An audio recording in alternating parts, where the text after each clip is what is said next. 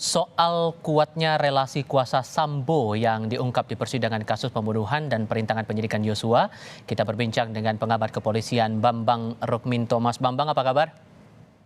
Alhamdulillah baik, Mas Tifal. Dari persidangan anak buah Sambo ini, hakim mencecar soal relasi kuasa Sambo ke anak buah.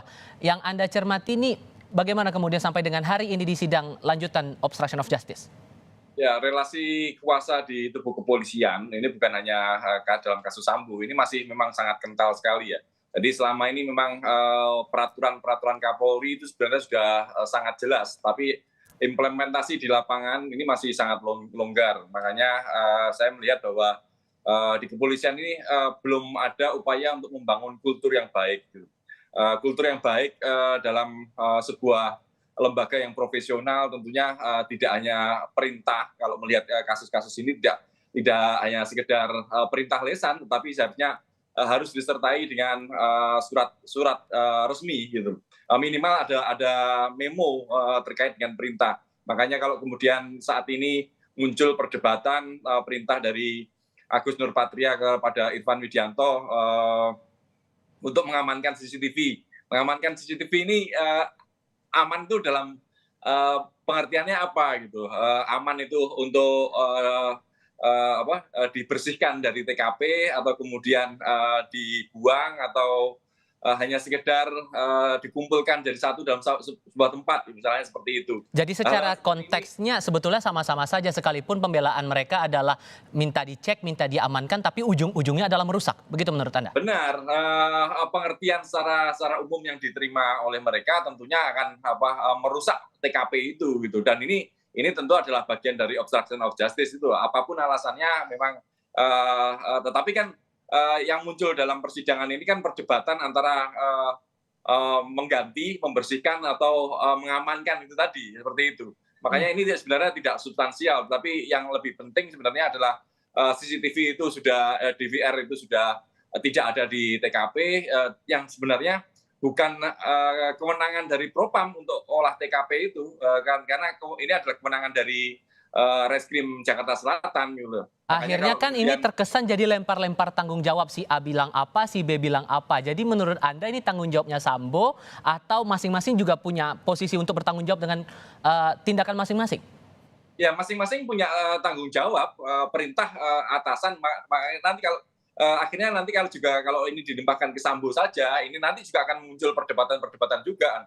Saya tidak memerintah atau ngeles istilahnya, membantah untuk tidak memerintah, terus kemudian perintahnya hanya sekedar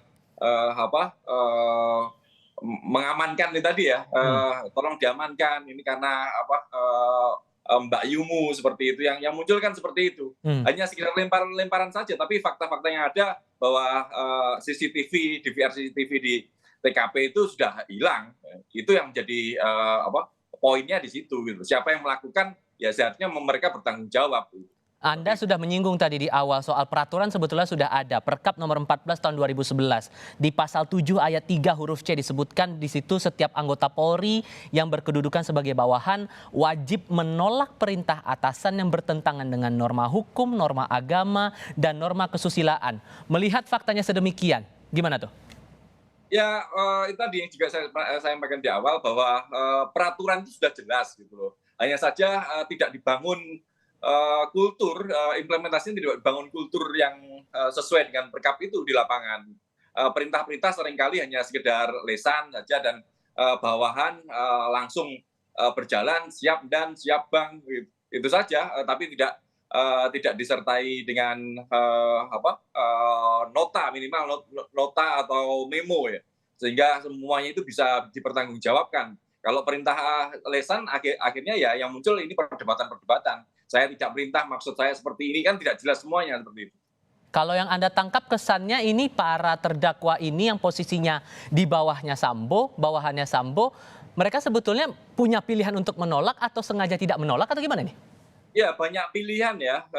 Sebenarnya apalagi kalau melihat ini adalah kasus pembunuhan yang tentunya sangat fatal ya, dalam proses penyidikan.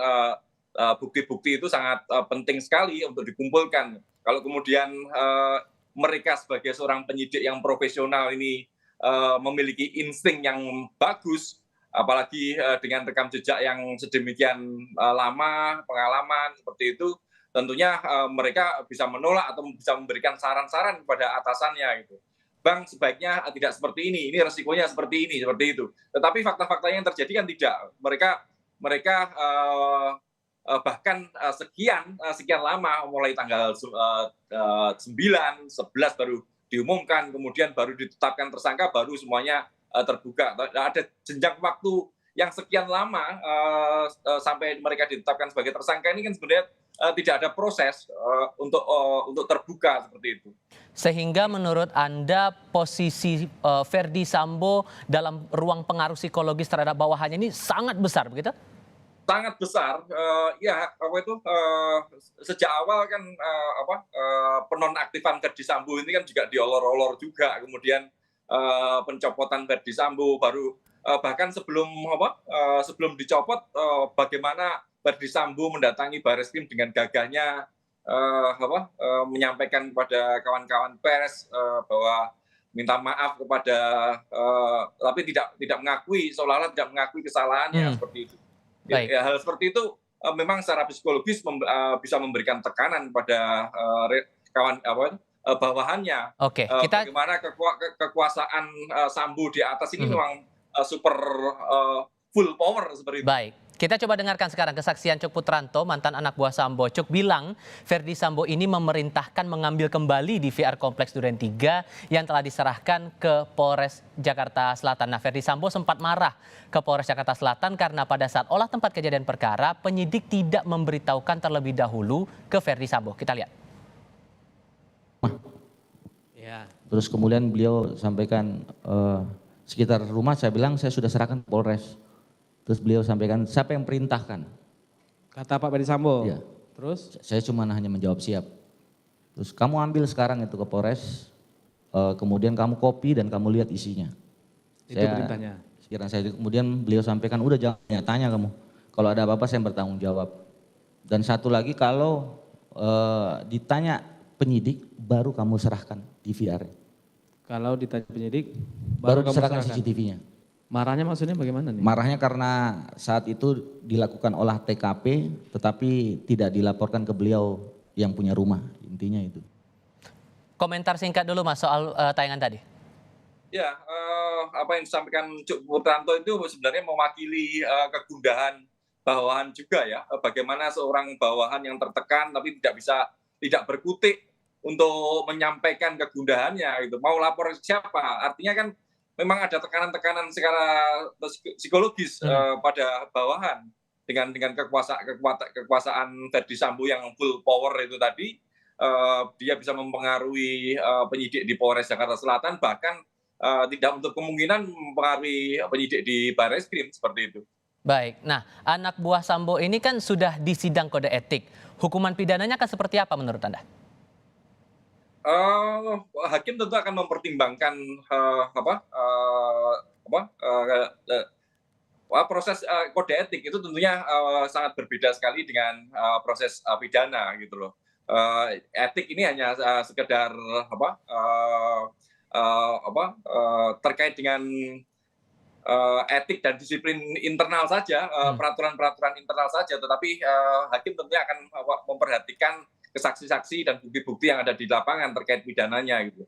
Mungkin memang dalam sidang etik ini mereka sudah diberikan sanksi yang sangat berat yakni PTDH, tetapi bisa tidak untuk kemungkinan karena saksi-saksi ternyata tidak menguatkan sidang etik itu. Hasil sidang pidana ini bisa saja akan memberikan vonis yang tidak begitu berat pada masih mereka. Berjalan proses sidangnya sampai dengan saat ini. Mas Bambang Rukminto, terima kasih sudah berbagi pandangan bersama Kompas TV hari ini. Sehat selalu Mas.